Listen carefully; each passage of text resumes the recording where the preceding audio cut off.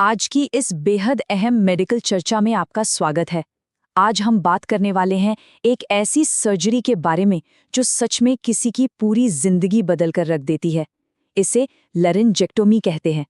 ये महज एक ऑपरेशन नहीं है, बल्कि ये एक इंसान के शरीर, उसकी आवाज और उसके जीने के तरीके में आने वाले एक बहुत बड़े और गहरे बदलाव की कहानी है। तो चलिए जल्दी से देख लेते हैं कि आज हम किन किन पड़ावों से गुजरने वाले हैं। सबसे पहले हम समझेंगे वॉइस बॉक्स को, फिर सर्जरी की तैयारी, उसके स्टेप्स, सर्जरी के बाद की देखभाल और आखिर में सबसे अहम, मरीज की वापसी यानी रिहैबिलिटेशन। आइए पहले हिस्से से शुरू करते हैं, वॉइस बॉक्स यानी हमारे स्वर यंत्र को समझना। अब आगे बढ़ने से पहले दो बुनियादी शब्दों को समझ लेना बहुत जरूरी है। पहला है लैरिंजेक्टमी। आसान शब्दों में कहें तो ये वो सर्जरी है जिसमें हमारे वॉइस बॉक्स को या तो आधा या फिर पूरी तरह से निकाल दिया जाता है। और दूसरा शब्द है स्टोमा। जब वॉइस बॉक्स पूरी तरह हट जाता है ना, तो सांस लेने के लिए गले में एक परमानेंट छेद बनाया जाता है जिसे स्टोमा कहते हैं। ये दोनों बातें आगे की पूरी चर्चा का आधार हैं। अब सवाल आता है कि ये वॉइस बॉक्स आखिर इतना ज़रूरी क्यों है।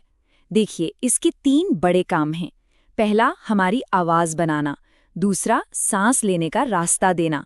और तीसरा, जो शायद सबसे क्रिटिकल है, जब हम कुछ खाते पीते हैं ना, तो ये हमारी सांस की नली को सुरक्षित रखता है ताकि खाना गलती से भी फेफड़ों में ना चला जाए। मतलब एक तरह से ये हमारे फेफड़ों का सिक्योरिटी गार्ड है। तो फिर इतने जरूरी अंग को निकालने की नौबत क्यों आती है? खैर, इसका सबसे बड़ा और खतरनाक कारण है कैंसर। गले का एडवांस कैंसर या बार बार लौट कर आने वाला ट्यूमर। इसके अलावा कुछ और कारण भी हो सकते हैं, जैसे गले में कोई बहुत भयंकर चोट लग जाना, रेडिएशन का भारी साइड इफेक्ट या फिर सांस की नली का पूरी तरह ब्लॉक हो जाना। अब यहाँ एक बहुत ही दिलचस्प और चौंकाने वाली बात सामने आती है। सर्जरी के प्रकार के हिसाब से शरीर में अलग अलग बदलाव आते हैं। पार्शियल लैरिंजेक्टमी में वॉइस बॉक्स का बस कुछ हिस्सा निकाला जाता है, तो इसमें आवाज़ कुछ हद तक बच जाती है। लेकिन टोटल लैरिंजेक्टमी सच में एक बहुत बड़ा मेडिकल अजूबा है। इसमें मरीज की सांस की नली को उसके मुंह और नाक से पूरी तरह अलग कर दिया जाता है। जी हाँ, बिल्कुल अलग। मतलब इंसान अपनी प्राकृतिक आवाज़ हमेशा के लिए खो देता है। और कभी-कभी तो स्थिति इतनी बिगड़ चुकी होती है कि डॉक्टर्स को रेडिकल लैरिंजेक्टमी करनी पड़ती है। ये तब होता है जब कैंसर बहुत ज़्यादा फैल चुका हो। इसमें सिर्फ वॉइस बॉक्स ही नहीं, बल्कि उसके आसपास के टिश्यू और लिम्फ नोड्स को भी जड़ से हटाना पड़ता है। ये दिखाता है कि एडवांस ट्यूमर के खिलाफ मेडिकल टीम को कितना एग्रेसिव होना पड़ता है।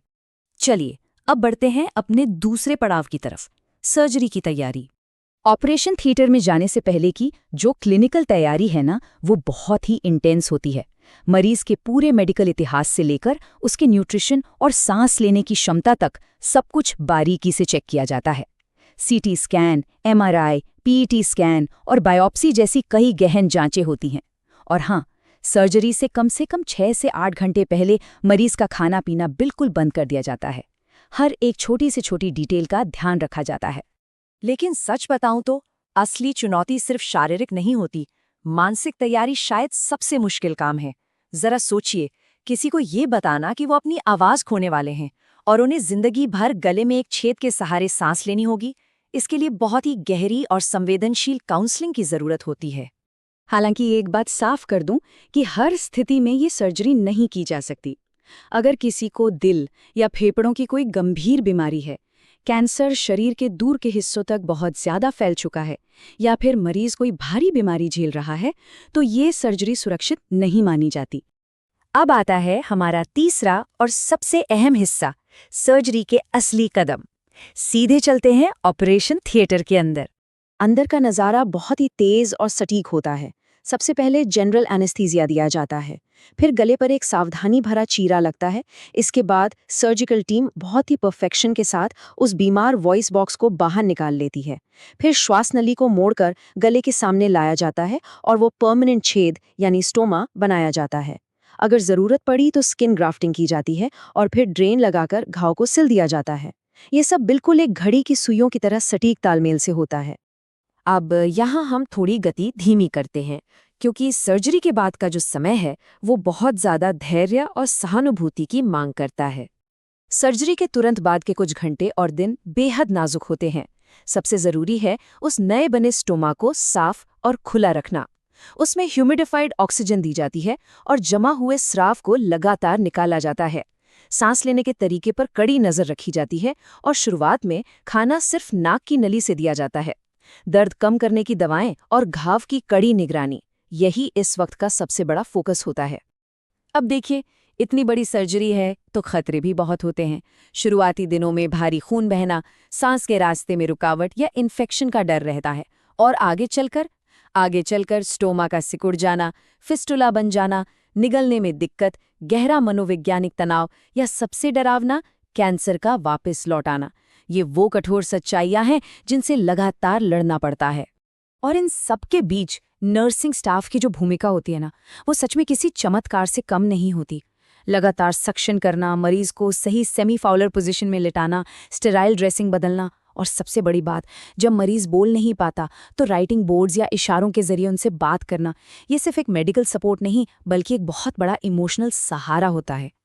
तो अब ये सब सुनकर दिमाग में एक बहुत ही राजमी सा सवाल आ रहा होगा कि भाई, अपनी प्राकृतिक आवाज खोने के बाद मरीज दुनिया से बात कैसे करते हैं, संवाद कैसे करते हैं? यहीं से शुरुआत होती है हमारे 5वें और आखिरी चरण की, पुनर्वास, या यूं कहें कि एक नई आवाज खोजने की अद्भुत कहानी। विज्ञान ने इन मरीजों को अपनी आवाज वापस पाने के 3 कमाल के तरीके दिए हैं।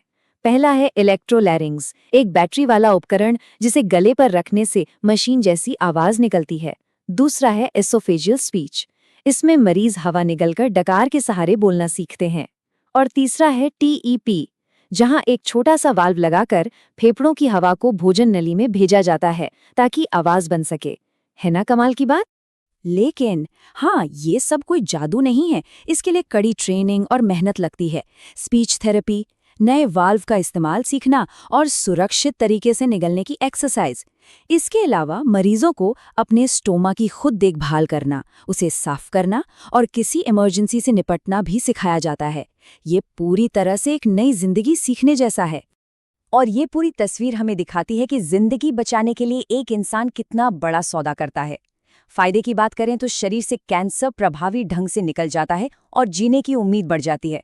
लेकिन इसकी कीमत क्या है? अपनी प्राकृतिक आवाज का हमेशा के लिए जाना, गले में एक परमानेंट छेद, शरीर की बदल चुकी छवि और उसका गहरा मनोवैज्ञानिक असर।